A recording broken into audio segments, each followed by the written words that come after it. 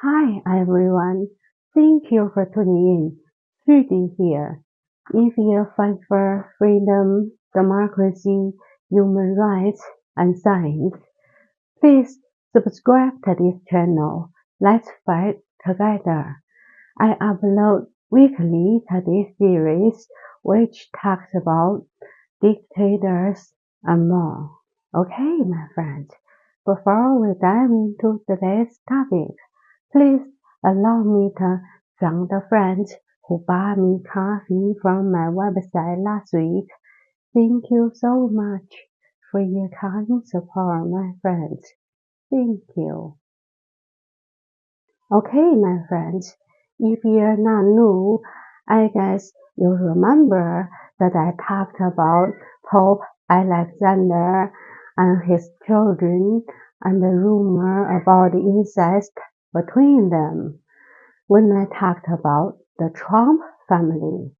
Yes, Pope Alexander VI's daughter Lucretia was accused of incest with her brother Treasury and her father, but this is just a rumor that has never been proved, though she was well known for being one of the precious few who truly held sway and influence over her father.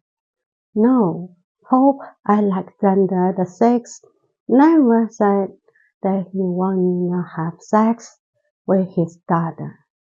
Yeah, Trump has talked about it. If you haven't watched that video, here it is. Okay, Ivanka, what's the favorite thing you have in common with your father?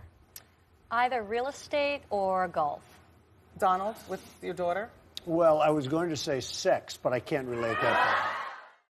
To be clear, I don't know if they, well, as an ordinary person, I will never be able to know such kind of thing. As for Lucretia, she was a strong woman. Her reputation as a poisoner was tied to all the mysterious deaths that occurred around the Borgia family, including her own brother, Wang. But Lucretia and her brother Treasury were extremely close. According to some sources, both of them suffered from the painful disease syphilis, which I just talked about on my science channel, Judy Plus. And like I said in that video, it's not sure if their father had the disease, but their father, Pope Alexander VI, used his position to amass wealth and power for himself and his family. And he was also known for accepting bribes in exchange for favors. Just like the Trump family, right? If you recall, a few weeks ago, I talked about the corruption of Trump and his family. If you haven't watched that video, please check it out in the description. It seems these two families are alike, and they both highly rely on their father's power and influence. So once their father is gone, they might lose everything they once had. You see, Treasury was known as the Prince because he was a prime example of the ideal leader in Machiavelli's book, The Prince. According to Machiavelli, Treasury's methods of seizing and running his new land were flawless. Apparently, he was a wise, clever, and intelligent politician.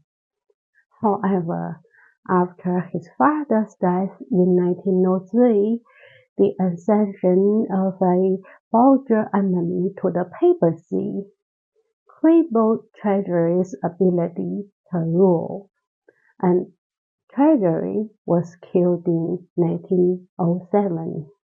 His ending was not good, was it? As for the Trump family, I don't think Don Jr. or Eric Trump possesses Treasury's wisdom.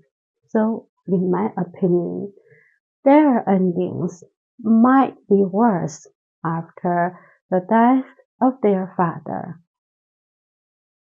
My friends, if you're not new to this channel, you know that I love drinking coffee, and that's the very reason that some friends buy me coffee from my website.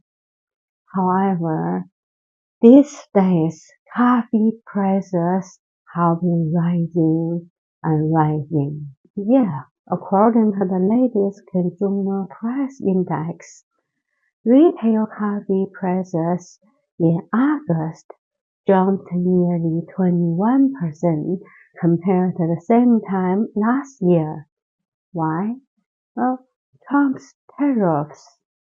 Speaking of tariffs, I've talked many topics about why tariffs hurt ordinary people but enrich the federal government, meaning tariffs make people poorer while making the federal government richer and bigger. And because of Trump's tariffs, consumers need to spend more money on coffee if they are coffee drinkers. Why?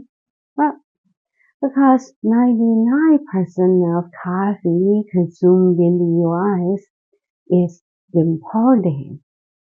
Due to there are very few places it can grow domestically. Yeah, consumers pay tariffs.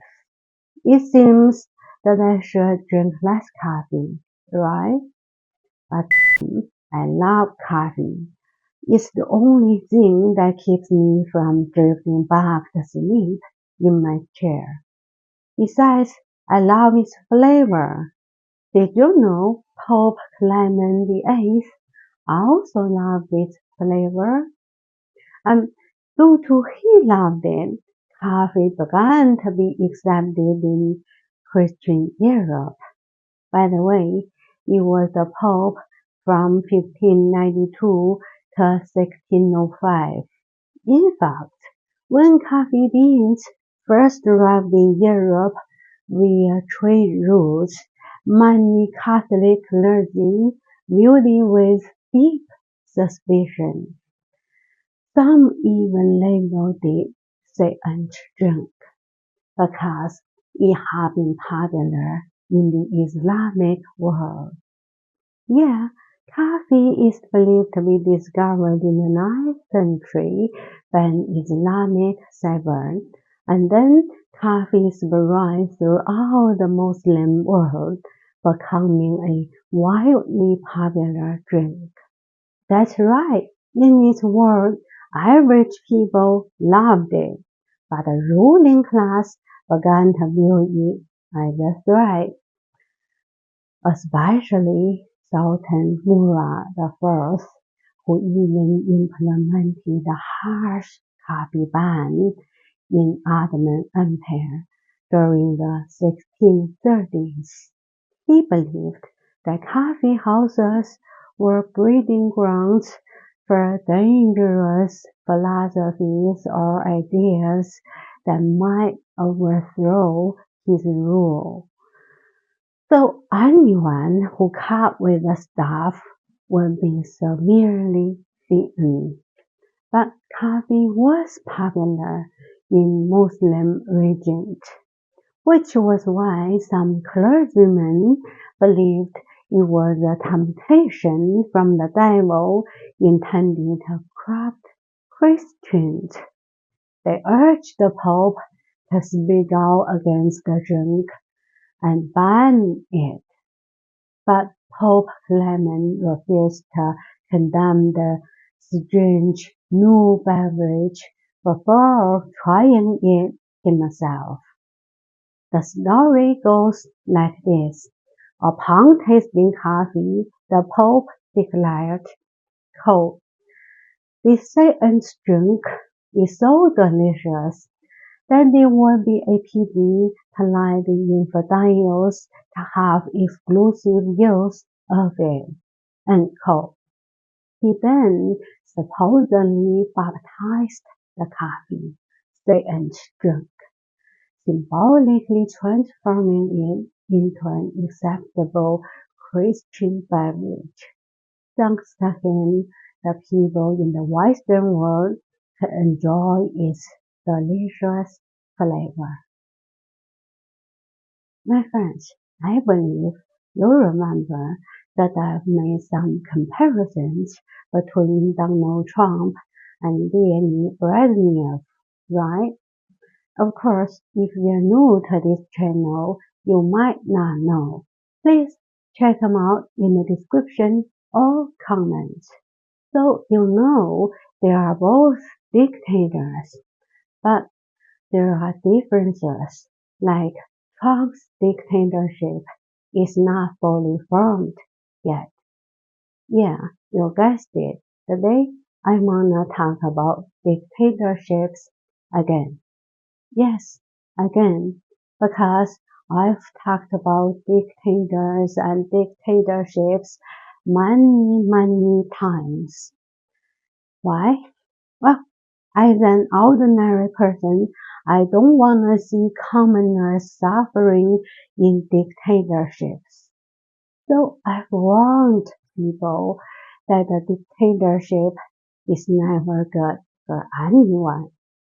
But since I'm not a celebrity and I'm a woman, many people don't know me and my warnings, while others just don't believe me, even though I've read hundreds of books and I've studied many dictators and dictatorships. Anyway, I know how ordinary people suffer in a dictatorship. And as an everyday person who cares about other people, I must warn people that a dictatorship is never good for anyone, especially commoners. Yes, like I've said before, no one is safe in a dictatorship, including their helpers. If the helpers survive the dictatorship, after it ends, most of them will be held accountable by the law and by the people. However, the dictators and their children will be highly unlikely to be held accountable. Right, I wanna use Leonid Brezhnev's dictatorship to explain that the helpers and enablers barely have happy endings. If you don't recall, Leonid Brezhnev was the Soviet leader from 1964 to 1982. Also, like I've said before, during Brezhnev's era, corruption was everywhere. Luxurious living and big bribes weren't even considered as major sins. According to some documents, the daughter of Leonid Brezhnev, Galina Brezhneva, had three main alleged passions: the circus, younger men, and diamonds, and she was accused of making vast amounts of money by manipulating the market price in diamonds.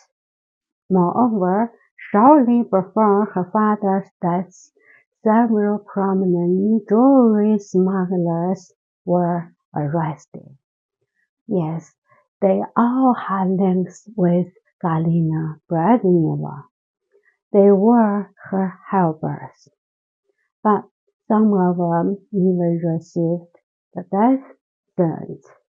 However, for Galina, her being the daughter of Vladimir resulted in dismissal of the charges against her, even though her father was very feeble at the time. And then, after her father died that year, her husband was arrested and jailed because of corruption. She divorced him, and then when she was 64, she married for a first and final time to a 29-year-old man. See, the enablers and helpers of a dictator will be held accountable once the dictator couldn't protect them. But the dictator's children will never be charged or jailed. My friends, do you remember that I have compared the January 6th insurrection with the insurrection in ancient Rome? If you don't recall, or if you're a new friend, please check it out in the description or comment. Yeah, in that video, I said that Trump is a coward because he didn't dare walk into the Capitol with his followers as he had promised. Frankly, not only Trump is a coward, so are his adult sons. They talked, and talked, yelled, and yelled, but none of them walked into the Capitol with the MAGA followers. That's right. The only thing they dare to do is instigating other people to do their bidding.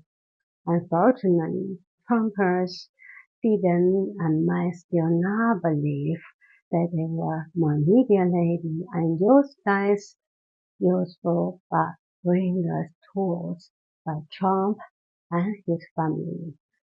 Yeah, it's because they believe his huge lie. The election was stolen.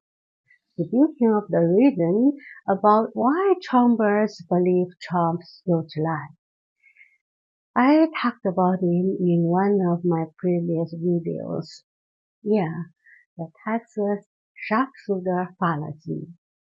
In that video, I said that I believe that Trump knew that he lost, but he didn't and doesn't wanna admit it.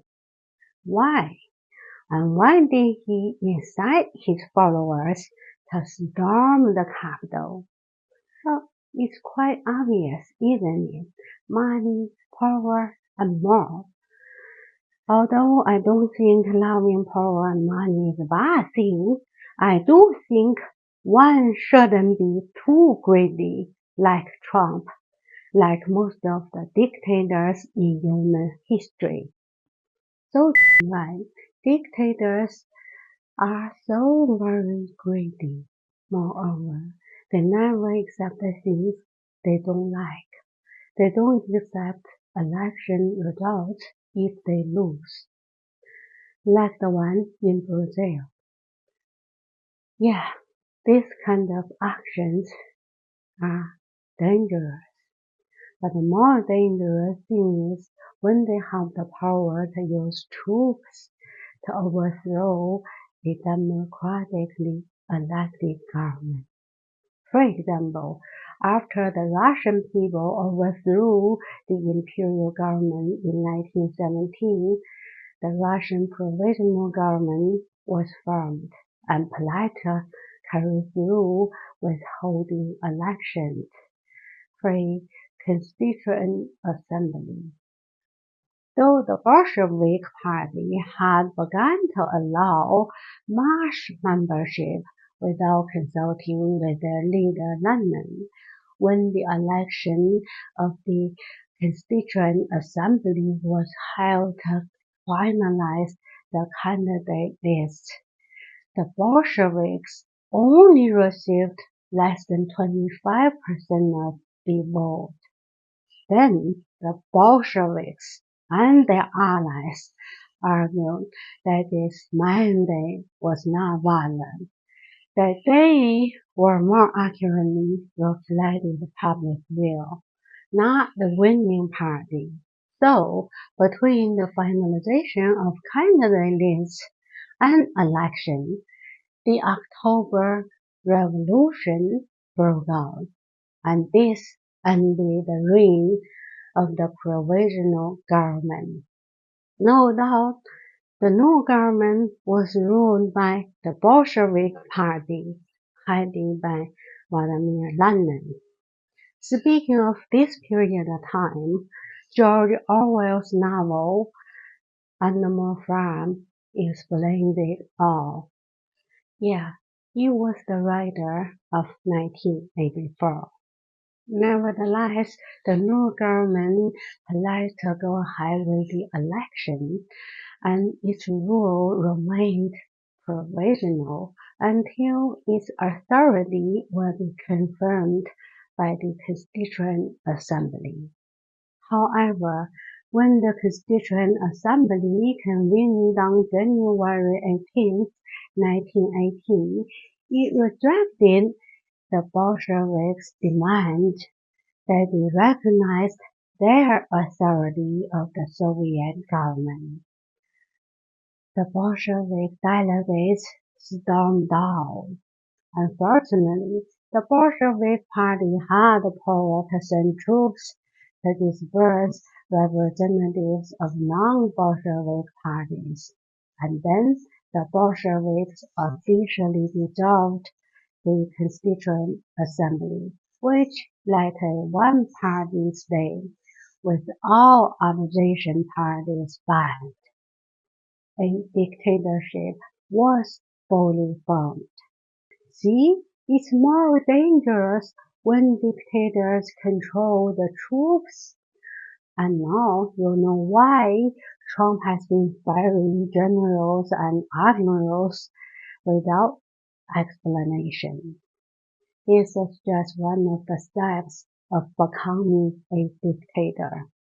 Okay, my friends, in case you don't know me yet, I'm Judy London, a fan of Jack London. I'm a published writer who writes fiction and non-fiction novels and short stories. You're very welcome to visit my website, judyfaylondon.com or Amazon to read my poems and my short stories. The last one, Mr. Rat, Candy the dog, and so on, and my latest non-fiction book, Living with the Walking Dead, a roadmap for achieving your own success. I hope to see you there, and I thank you so much for your kind support, and thank you very much for subscribing to my YouTube channels, Judy Faye London and Judy Plus. Judy Faye London is a channel that mainly talks about culture, economics, and dictators and various events and people in human history, while Judy Plus is a channel that talks about interesting discoveries in the world of science.